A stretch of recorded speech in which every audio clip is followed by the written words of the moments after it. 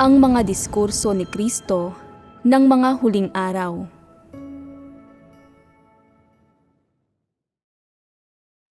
Ang pagpapasakop sa Diyos ay isang pangunahing aralin sa pagkakamit ng katotohanan. Kapag hinahanap ang katotohanan para lutasin ang isang tiwaling disposisyon, anong uri ng mga resulta ang kailangang makamit para masabing nalutas na ang problema? Alam ng ilang tao na ang isang partikular na sitwasyon ay pagsubok mula sa Diyos, pero ayaw ipagkatiwala ang kanilang sarili sa kanyang mga kamay. Pakiramdam nila ay hindi maaasahan ang Diyos, na hindi siya mapagkakatiwalaan. Hindi lamang na hindi sila nangangahas na sumandal sa Diyos, kundi kinatatakutan nila ang mga sitwasyong ito. Kapag umabot ang mga bagay sa puntong iyon, anong mga katotohanan ang dapat nilang taglayin sa kanilang sarili? Paano sila dapat maghangad?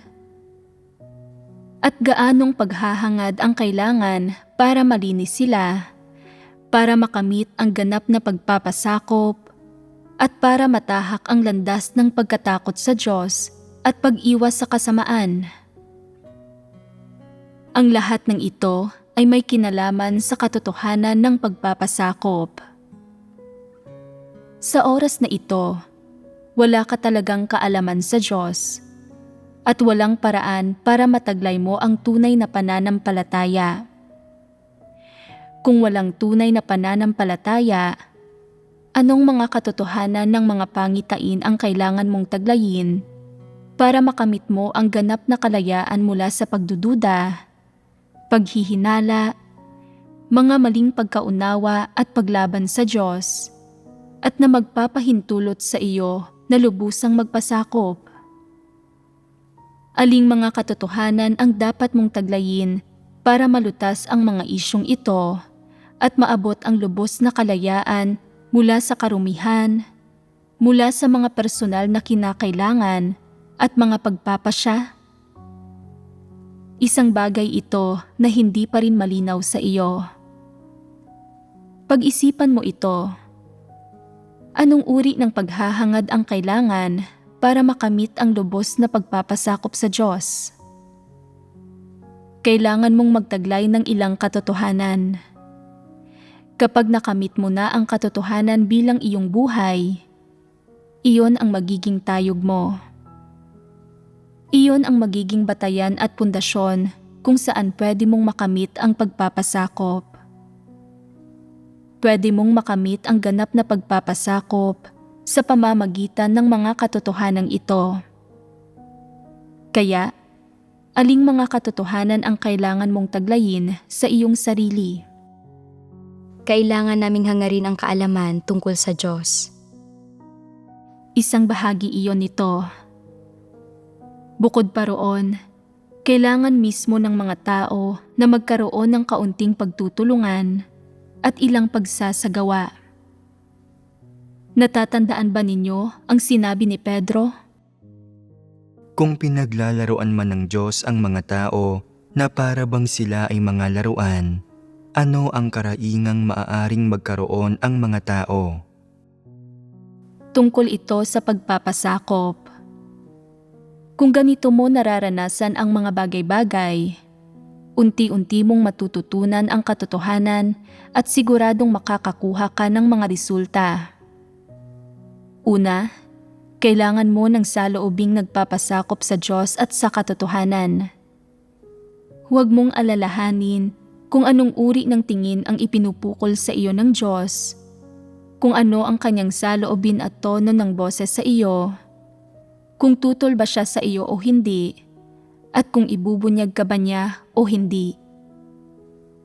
Magsimula ka sa pamamagitan ng paglutas sa mga sarili mong paghihirap at problema. Madali bang maabot ng mga ordinaryong tao ang sinabing ito ni Pedro? Anong mga karanasan ang mayroon siya at anong mga realidad ang tinaglay niya kaya nasabi niya iyon?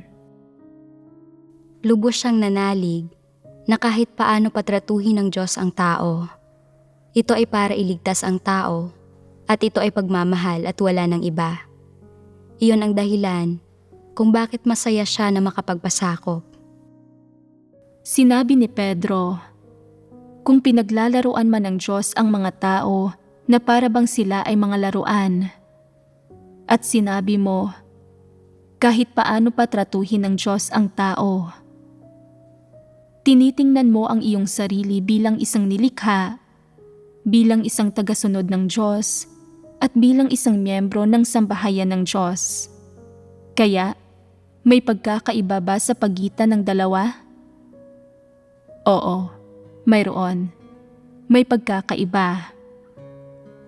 Ano ang pagkakaiba sa pagitan ng isang laruan at ng isang tao? Ang isang laruan ay wala talagang kabuluhan. Wala itong kwenta, isang abang bagay. Tawagin mo itong laruan o tawagin mo man itong hayop, ganoong uri ng bagay ito. Pero paano naman ang isang tao? Ang isang tao ay may mga kaisipan at may utak. Nagagawa niyang magsalita at gumawa ng mga bagay at kaya niyang gumawa ng mga normal na aktibidad ng tao. Kung ikukumpara sa laruan, may kaibahan ba sa halaga at katayuan ng isang tao? Kung itinuturing mo ang iyong sarili bilang tao at hindi isang laruan, wala ka bang mga hinihingi pagdating sa pagtrato sa iyo ng Diyos?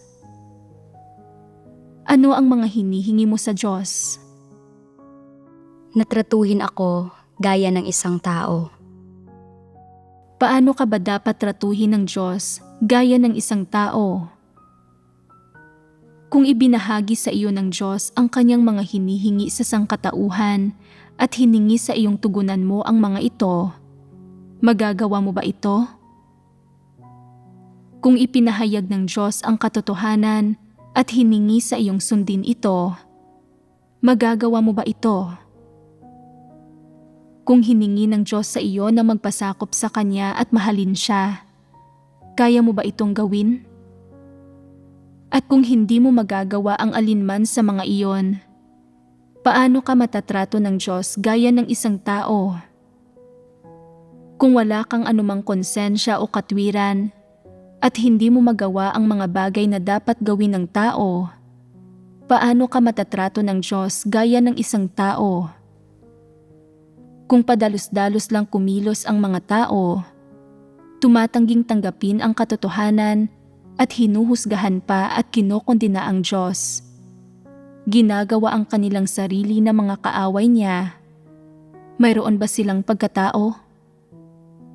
Tatratuhin ba ng Diyos ang ganoong uri ng tao bilang isang tao? Tatratuhin ba ng Diyos ang mga satanas at ang dyablo bilang mga tao? Ang ituring ka bilang isang tao at ang ituring ka bilang isang laruan ay isang usapin ng mga pagkakaiba sa saloobin at pagtrato. Kung itinuturing kang isang tao, anong uri ng pagtrato ang hihingin mo? Naigalang ka, nakonsultahin ka, naisaalang-alang ang damdamin mo, nabigyan ka ng sapat na espasyo at kalayaan, at naisaalang-alang ang iyong dignidad at reputasyon. Ganoon tinatrato ang mga tao. Pero paano ang mga laruan? Wala talagang kabuluhan ang mga ito. Pwedeng sipain ang mga ito. Pwede mong gamitin ang mga ito kapag gusto mong gamitin ang mga ito at ihagis sa isang tabi kapag ayaw mo. Angkop na sabihin iyon. Ito ang kailangan ninyong sabihin tungkol sa pagtrato sa mga laruan. Kaya paano ninyo ilalarawan ang pagtrato sa isang tao bilang isang laruan? Tinatrato ninyo sila ng walang anumang respeto at hindi kailangang protektahan ang kanilang mga karapatan.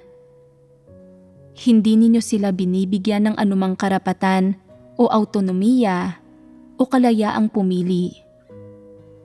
Hindi sila kailangang konsultahin sa mga bagay-bagay o isaalang-alang ang kanilang dangal o anumang gaya niyon. Pwede kang maging mabait sa kanila kapag maganda ang pakiramdam mo, pero pwede mo silang sipain kapag hindi. Ganoon ang saloobin tungkol sa isang laruan. Kung tinrato ng Diyos ang mga tao na parang mga laruan, ano ang mararamdaman nila? Mararamdaman pa rin kaya nilang kaibig-ibig ang Diyos? Pero nagawa ni Pedro na purihin ang Diyos. Anong mga katotohanang realidad ang tinaglay niya na nagpahintulot sa kanyang makamit ang pagpapasakop hanggang sa punto ng kamatayan? Hindi talaga tinrato ng Diyos ang tao na parang isang laruan. Pero nang maabot ng pangunawa ni Pedro ang antas na ito, naisip niya, kung tatratuhin ako ng Diyos sa paraang iyon, dapat pa rin akong magpasakop dito. Kung tatratuhin ako ng Diyos na parang laruan, paanong hindi ako maghahanda at papayag? Nakamit ni Pedro ang kahandaang ito, ang pagpayag na ito. Ano ang tinutukoy ng pagiging handa at payag? Ipasailalim ang sarili sa mga pamamatnugot ng Diyos at sa lubos na pagpapasakop sa mga ito. Iyon ang katotohanan tungkol sa pagpapasakop. Hindi ba't paraan ng pagtrato sa isang laruan ang ibigay ka kay Satanas? Itatapon ka kapag hindi ka kailangan. Ibibigay kay Satanas para matukso ka nito at mapagmukha kang hangal. Ano ang naging saloobin ni Pedro? Nagkaroon ba siya ng anumang reklamo? Nagreklamo ba siya sa Diyos? Sinumpa ba niya ang Diyos? Bumaling ba siya kay Satanas? Hindi. Pagpapasakop ang tawag dito. Wala siyang anumang reklamo. Wala siyang mga pagpapakita ng pagiging negatibo o paglaban. Hindi ba nalutas ang kanyang tiwaling disposisyon? Ito ay perpektong umaayon sa Diyos. Hindi ito usapin ng kung pagtataksilan ba niya ang Diyos o hindi. Usapin ito ng, saan man ako ilagay ng Diyos, nasa puso ko ang Diyos. Saan man ako ilagay ng Diyos, ako ay sa Kanya. Kahit gawin pa niya akong abo, mananatili akong sa Diyos. Hindi ako kailanman babaling kay Satanas. Nagawa niyang maabot ang antas na ito ng pagpapasakop. Madali itong sabihin, pero mahirap itong gawin. Kailangang nagtataglay ka ng katotohanan sa ilang panahon hanggang sa makita mo ang lahat ng ito ng kumpleto at malinaw. Sa gayon ay magiging lalong mas madali ang pagsasagawa ng katotohanan. Hindi mo kinakailangang magkaroon ng lubos na kaalaman sa Diyos, ni hindi kinakailangang magbunyag ang Diyos ng isang bagay na partikular sa iyo. Kung kaya mong magkaroon ng wastong saloobin at ng uri ng pagpapasakop na ito, sapat na iyon. Hindi ka dapat magkaroon ng anumang hinihingi para sa pagtrato sa iyo ng Diyos o hingin sa Kanya na bigyan ka ng eksaktong pamantayan. Kahit umaayon pa ang isang bagay sa katotohanan at isa itong bagay na mayroon dapat ang lumikha, hindi mo ito dapat hingin.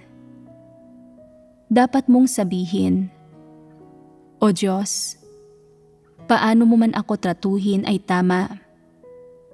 Pwede mong itulot na ako ay mamatay. Pwede mo akong ipadala sa impyerno. Paano mo man ako tratuhin ay ayos lang. Kahit ibigay mo pa ako kay Satanas, ang Diyos pa rin ang magiging Diyos ko at mananatili pa rin akong nilikha ng Diyos. Hindi kita kailanman tatalikuran. Kapag may ganito kang saloobin, taglay mo ang realidad ng pagpapasakop. Kung pinaglalaruan man ng Diyos ang mga tao na para bang sila ay mga laruan, ano ang karaingang maaaring magkaroon ang mga tao? Ang pahayag na ito na ginawa ni Pedro ay napakahalaga para sa inyong lahat. Ito ang pagpapasakop ni Pedro. Kung palagi mong pag-iisipan ang pahayag na ito, at kung magkakamit ka ng tunay na pangunawa at karanasan nito, makikita mong magiging mas madaling magpasakop sa Diyos. Ang mga aspekto kung saan nagre-rebelde ang mga tao laban sa Diyos ay mga aspekto kung saan sila ay pinakahindi makatwiran.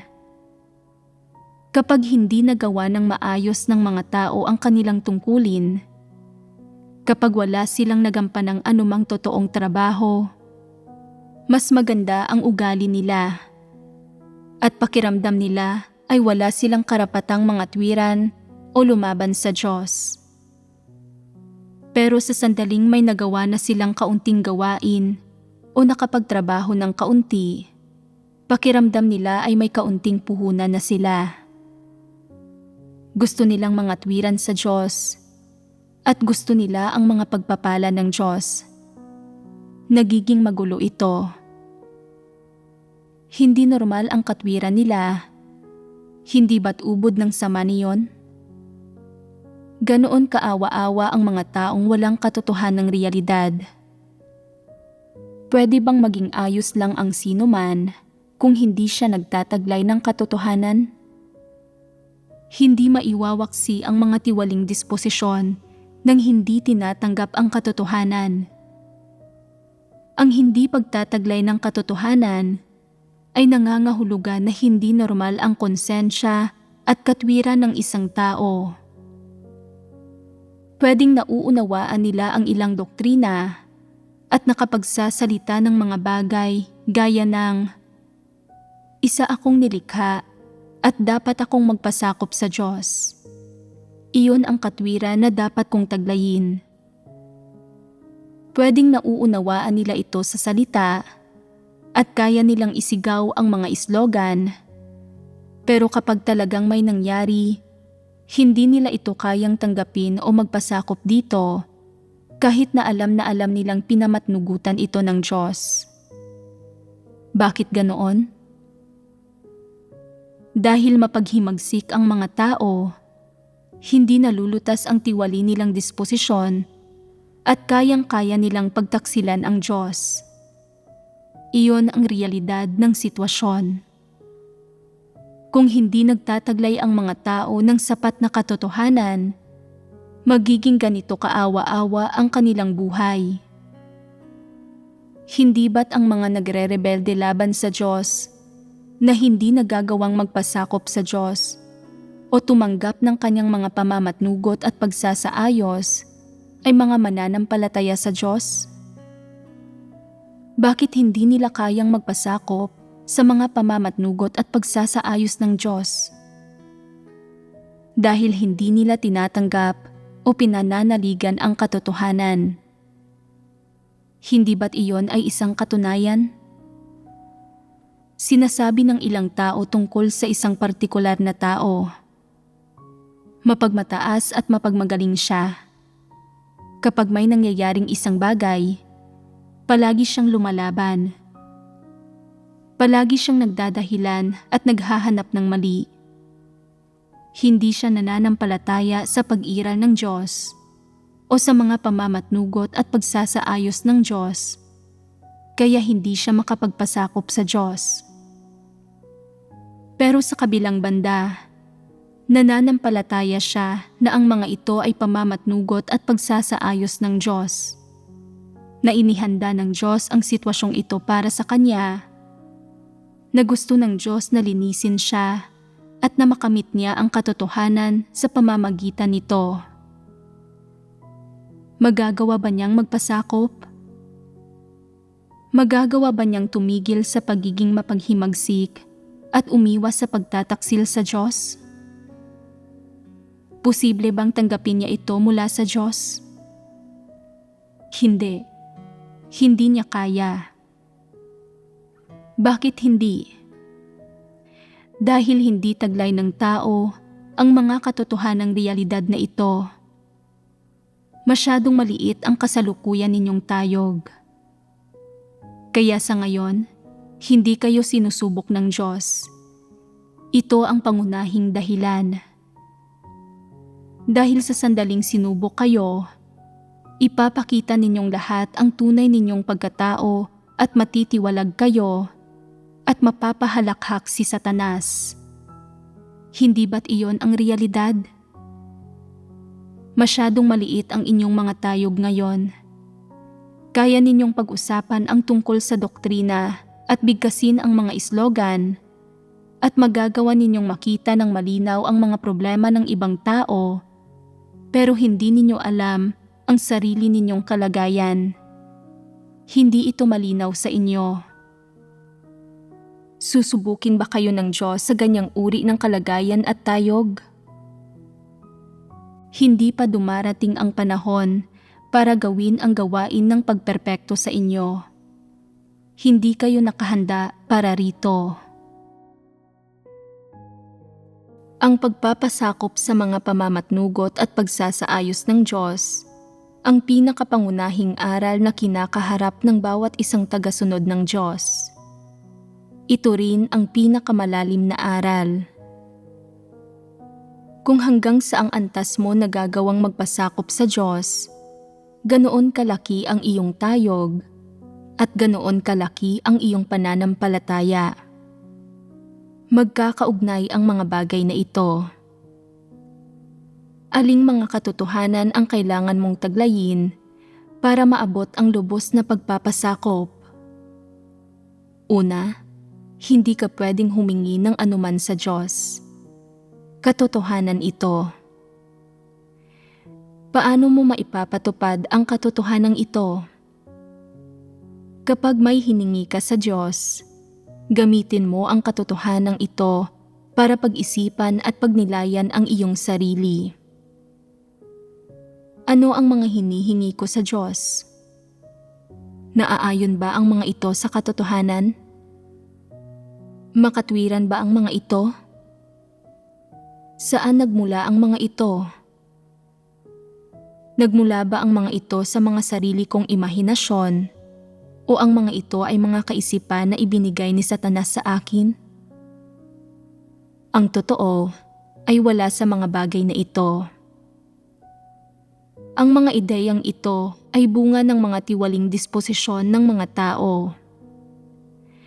Kailangan mong himayin ang mga motibo at pagnanais sa likod ng mga hindi makatwirang hinihinging ito at tingnan kung akma ba ito sa katwiran ng normal na pagkatao o hindi. Ano ba ang dapat mong hangarin? Kung isa kang taong nagmamahal sa katotohanan, dapat mong hangaring maging isang tagasunod tulad ni Pedro. Sinabi ni Pedro, "Kung tatratuhin ako ng Diyos na parang laruan, paanong hindi ako maghahanda at papayag?" Hindi nauunawaan ng ilang tao ang sinabing ito ni Pedro. Tinatanong nila, kailan pa tinrato ng Diyos ang mga tao na parang mga laruan at ibinigay tayo kay Satanas? Hindi ko nakita iyon. Naging napakabuti ng Diyos sa akin, napakamapagbigay loob. Ang Diyos ay hindi ganoong uri ng Diyos. Labis ang pagmamahal ng Diyos sa mga tao. Kaya bakit niya tatratuhin ang mga tao na parang mga laruan? Hindi iyon tugma sa katotohanan. Isa itong maling pagkaunawa sa Diyos at hindi tunay na kaalaman sa Diyos. Pero saan nagmula ang mga salitang ito ni Pedro? Dumaan si Pedro sa napakaraming pagsubok at pagpipino. Isinantabi niya ang lahat ng kanyang mga personal na hinihingi, plano at pagnanais at hindi niya hiningi na may anumang gawin ang Diyos. Hindi siya nagkaroon ng mga sarili niyang kaisipan noon at isinuko niya ang kanyang sarili ng lubos sa Diyos. Inisip niya, magagawa ng Diyos ang anumang gusto niyang gawin. Magagawa niya akong isailalim sa mga pagsubok. Magagawa niya akong ituwid. Magagawa niya akong hatulan o kastiguhin. Magagawa niyang magpalitaw ng mga sitwasyon para pungusan ako. Magagawa niya akong pagtimpiin. Magagawa niya akong ihagi sa yungib ng leyon o lungga ng mga lobo. Ano man ang gawin ng Diyos, tama ito at magpapasakop ako sa anumang bagay. Ang lahat ng ginagawa ng Diyos ay ang katotohanan. Hindi ako magkakaroon ng anumang reklamo o anumang kapasyahan. Hindi ba't ito ay lubos na pagpapasakop? Iniisip minsan ng mga tao, ang lahat ng ginagawa ng Diyos ay ang katotohanan, kaya bakit wala akong nadiskubreng anumang katotohanan sa bagay na ito na ginawa ng Diyos? Tila kahit ang Diyos ay gumagawa ng mga bagay na hindi umaayon sa katotohanan minsan. Nagkakamali rin ang Diyos minsan. Pero kahit ano paman, ang Diyos ay Diyos, kaya magpapasakop ako. Ang ganitong uri ba ng pagpapasakop ay lubos? Ito ay pagpapasakop na may pinipili. Hindi ito tunay na pagpapasakop. Kontra ito sa kung paanong inisip ito ni Pedro. Sa pagtrato sa iyo na parang laruan, hindi na kailangang ipaliwanag ang dahilan sa iyo o magmukhang patas at makatwiran sa iyo. Pwede ka naman talagang tratuhin sa anumang paraan. Hindi na kailangang talakayin ang mga bagay-bagay sa iyo o ipaliwanag ang mga katunayan at katwiran. Kung hindi maitutuloy ang mga bagay-bagay nang walang pahintulot mo, tinatrato ka na ba nitong parang laruan? Hindi. Pagbibigay iyon sa iyo ng kumpletong karapatang pantao at kalayaan at buong respeto. Pagtrato ito sa iyo bilang isang tao at hindi bilang isang laruan. Ano ang isang laruan? Isa itong bagay na walang autonomiya at walang karapatan. Pero isa lang ba itong bagay na walang anumang karapatan? Paano maipapatupad ang mga salita ni Pedro? Halimbawa, sabihin na nating medyo matagal-tagal ka nang naghahanap sa isang partikular na paksa, pero hindi mo pa rin naunawaan ang layunin ng Diyos. O, sabihin nating lampas 20 taon ka nang nananalig sa Diyos at hindi mo pa rin alam kung tungkol saan ang lahat ng ito. Hindi ka ba dapat magpasakop sa sitwasyong ito? Kailangan mong magpasakop. At saan nakabatay ang pagpapasakop na ito? Nakabatay ito sa sinabing ito ni Pedro. Kung tatratuhin ako ng Diyos na parang laruan, paanong hindi ako maghahanda at papayag? Kung palagi mong hinaharap ang Diyos ayon sa mga kuro-kuro at imahinasyon ng tao at ginagamit ang mga iyon para sukatin ang lahat ng ginagawa ng Diyos, para sukatin ang mga salita at gawain ng Diyos, hindi ba ito panghuhusga sa Diyos? Hindi ba ito paglaban sa Diyos? Akma nga kaya ang lahat ng ginagawa ng Diyos sa mga kuro-kuro at imahinasyon ng tao? At kung hindi, sa gayon ba ay hindi mo ito tinatanggap o sinusunod? Sa gayong mga pagkakataon, paano mo dapat hanapin ang katotohanan? Paano mo dapat sundin ang Diyos? Kinapapalooban ito ng katotohanan. Dapat maghanap ng sagot mula sa mga salita ng Diyos. Kapag nananalig sila sa Diyos, dapat manatili ang mga tao sa lugar ng isang nilikha. Anumang oras, nakatago man o nagpakita sa iyo ang Diyos, nadarama mo man ang pagmamahal ng Diyos o hindi, dapat alam mo kung ano ang iyong mga responsibilidad, obligasyon at tungkulin. Dapat mong maunawaan ang mga katotohanan ito tungkol sa pagsasagawa. Kung nakakapit ka pa rin sa iyong mga kuro-kuro na sinasabing, kung malinaw kong makikita na nakaayon ang bagay na ito sa katotohanan at nakaayon sa aking mga kaisipan, magpapasakop ako. Kung hindi malinaw sa akin at hindi ko makumpirma na ang mga ito ay gawa ng Diyos, maghihintay muna ako sandali at magpapasakop ako kapag natitiyak ko ng gawa ito ng Diyos. Isang tao ba ito na nagpapasakop sa Diyos? Hindi. Isa itong kondisyonal na pagpapasakop, hindi lubos at ganap na pagpapasakop. Hindi umaayon ang gawain ng Diyos sa mga kuro-kuro at imahinasyon ng tao. Hindi umaayon ang pagkakatawang tao sa mga kuro-kuro at imahinasyon ng tao, at lalong hindi ang paghatol at pagkastigo. Talagang nahihirapan ang karamihan ng tao na tanggapin ito at magpasakop dito. Kung hindi mo kayang magpasakop sa gawain ng Diyos, kaya mo bang tuparin ang tungkulin ng isang nilikha? Talagang imposible iyon. Ano ang tungkulin ng isang nilikha? Ang lumugar sa posisyon ng isang nilikha, tanggapin ang atas ng Diyos at magpasakop sa mga pagsasaayos ng Diyos. Tama iyon. Iyon ang ugat nito. Hindi ba't madaling solusyonan ang isyong ito? Ang tumayo sa lugar ng isang nilikha at magpasakop sa lumikha, ang iyong Diyos, ito ang dapat itaguyod ng bawat nilikha. Napakarami ng mga katotohanang hindi mo nauunawaan o nalalaman. Hindi mo maarok ang mga layunin ng Diyos, kaya hindi mo tatanggapin ang mga katotohanan o magpapasakop sa mga ito. Tama ba iyon?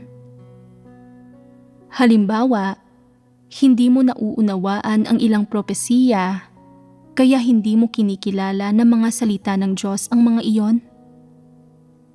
Hindi mo ito maitatanggi. Ang mga salitang iyon ay palaging mga salitang mula sa Diyos at nilalaman ng mga ito ang katotohanan. Kahit hindi mo nauunawaan ang mga ito, mga salita pa rin ng Diyos ang mga ito. Kung hindi natupad ang ilang salita ng Diyos, ibig bang sabihin nito na hindi mga salita ng Diyos ang mga ito, na hindi katotohanan ang mga ito? Kung sinasabi mo, kung hindi ito natupad, marahil ay hindi ito mga salita ng Diyos, baka nahaluan na ito. Anong uri ng saloobin ito? Isa itong saloobin ng pagre-rebelde. Dapat mayroon kang katwiran. Ano ba ang katwiran? Ano ang batayan ng pagkakaroon ng katwiran? Nakabatay ito sa pagtayo sa lugar ng isang nilikha at sa pagpapasakop sa lumikha, ang iyong Diyos. Ito ang katotohanan, isang walang hanggan at hindi nagbabagong katotohanan. Kailangan bang nakabatay ang pagpapasakop sa Diyos sa kung alam mo o nauunawaan mo ang mga layunin ng Diyos o sa kung ipinakita ba o hindi ng Diyos sa iyo ang kanyang mga layunin? Kailangan bang nakabatay ito sa lahat ng ito? Hindi.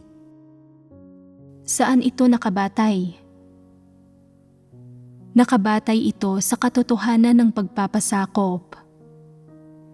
Ano ang katotohanan ng pagpapasakop?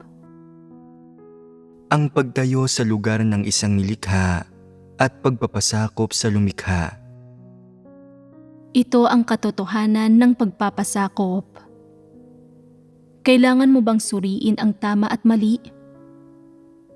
Kailangan mo bang isaalang-alang kung tama ba ang ginawa ng Diyos o hindi para makamit ang lubos na pagpapasakop? Kailangan bang malinaw at lubusang ipaliwanag ng Diyos ang aspektong ito ng katotohanan para magpasakop ka? Ano paman ang ginagawa ng Diyos, dapat mong isagawa ang katotohanan ng pagpapasakop. Sapat na iyon. Napakahilig makipag-argumento ng ilang tao at palaging inuudyukan ang mga bagay-bagay. Palagi nilang iniisip, hindi ba't ang Diyos ang katotohanan? Hindi ba't ang Diyos ang lumikha? Bakit may ilang bagay na ginagawa ang Diyos na hindi ko maintindihan? Bakit hindi ipaliwanag ng Diyos ng malinaw ang mga bagay-bagay sa akin? Kung hindi niya ito ipinaliwanag, paano ko ito maisasagawa? Ang dahilan ba kung bakit hindi ko magawang magpasakop dito ay dahil hindi ko ito maintindihan? Hindi ako magkakaroon ng udyok na magpasakop kung hindi ko ito maintindihan. Hindi ba't pagre-rebelde ito? Kailangan mo ba ang udyok na ito para magpasakop? Hindi mo ito kailangan. Ang kailangan mo lang ay isang simpleng uri ng makatwirang pag-iisip na ito ay, magpapasakop ako sa anumang bagay na mula sa Diyos. Kapag natupad ang mga salita ng Diyos, magpapasakop at magpupuri ako sa Diyos. Kapag hindi natupad ang mga salita ng Diyos, mga salita pa rin niya ang mga ito at hindi magiging mga salita ng tao dahil lang sa hindi natupad ang mga ito. Ang kailangan ko lang ay magpasakop nang walang panghuhusga. Ang Diyos palagi ang magiging Diyos ko. Ganyan mo ilulugar ang iyong sarili bilang isang nilikha. Sa ganitong uri ng katwiran, sa mga katotohanang realidad na ito, minsan pakiramdam mo ay para lang mga laruan o langgam ang mga tao sa paningin ng Diyos. Magagalit ka pa rin ba? Mararamdaman mo bang mababa ka? Hindi. Hindi mo na mararamdamang mababa ka dahil tinatrato kang tao ng Diyos at mayroon ka pa ring katayuan sa harapan niya. Itinaas ka ng Diyos. Ito ang dahilan kung bakit hindi mo nararamdamang mababa ka. Kung hindi ka itinaas ng Diyos, kung palagi ka na lang niyang pinupungusan, hindi magiging masaya ang pakiramdam mo tungkol dito. Ang hindi pagiging masaya sa ganoong paraan ay isang problemang dapat harapin. Madalas na ganoon ang pakiramdam ng mga tao dahil masyadong marami ang mga paghihirap sa loob nila. Palagi silang may mga hinihingi sa Diyos at palagi nilang iniisip, dapat mo akong tratuhin gaya ng isang tao. Dapat mo akong igalang at hangaan, na isipin ako at maging maunawain sa aking mga kahinaan. Kailangan mong maging mapagpasensya. Maliit ang tayog ko at wala akong pangunawa. Hindi pa ako nakagawa ng ganitong uri ng gawain noon. Palagi silang may isang malaking tambak ng mga dahilan at wala talagang pagpapasakop. Matapos ang pagbabahagi ngayon sa katotohanan ng pagpapasakop, mga tunay na katwiran ba ang mga dahilang ito? Walang isang dahilan ang tunay na katwiran. Ang responsibilidad mo, ang obligasyon mo, at ang tungkulin mo ay magpasakop.